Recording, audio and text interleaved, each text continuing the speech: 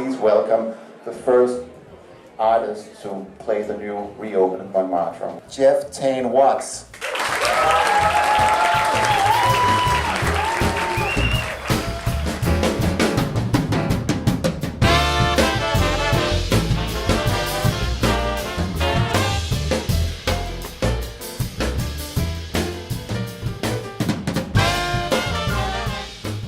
For the first time in 34 years, the legendary jazz club Montmartre in Copenhagen just reopened at its original location.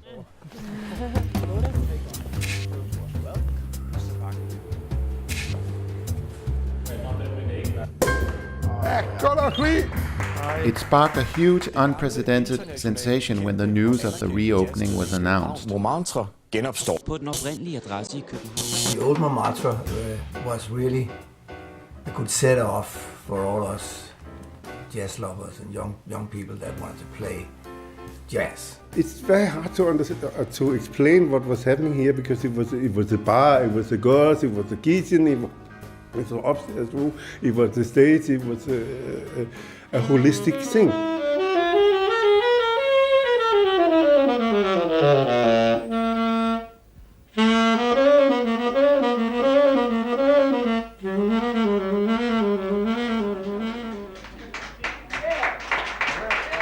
The Montmartre is like the temple of jazz music. Just to think about the musicians that played here, like Dexter Gordon and Ben Webster, Bud Powell and Kenny Drew. And to me, it's like a dream that comes true.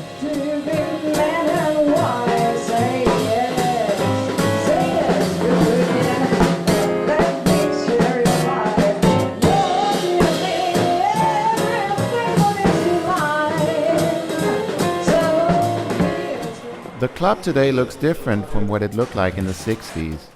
We made every effort to respect the timeless values of the club's first era, but we also had to move with the global time we live in. In 1959, artist Mogens Gylling created his famous plaster masks that hung on one of Montmartre's walls and which became almost synonymous with the club. Maskerne er identisk med Montmartre på sin vis, og det er jo næsten også den eneste udsmykning, der er.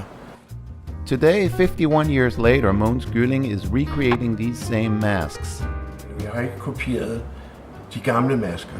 De har ikke nogen idé. Det er så blevet resultatet.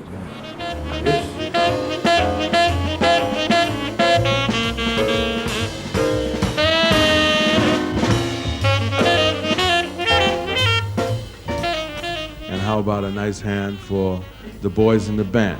Kenny Drew. During the club's first era, some of the greatest icons of jazz history settled in Copenhagen, drawn by the intense and unique jazz scene that evolved around the Montmartre.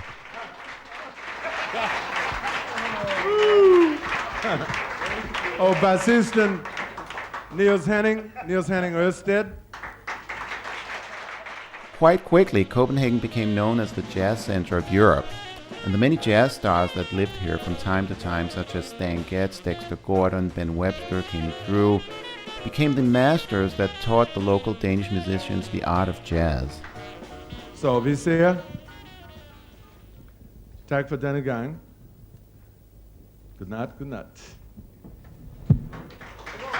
Yeah, it's great news, I think. The Montmartre legacy is not just for jazz lovers, but for anyone who's interested in great life stories with a universal appeal.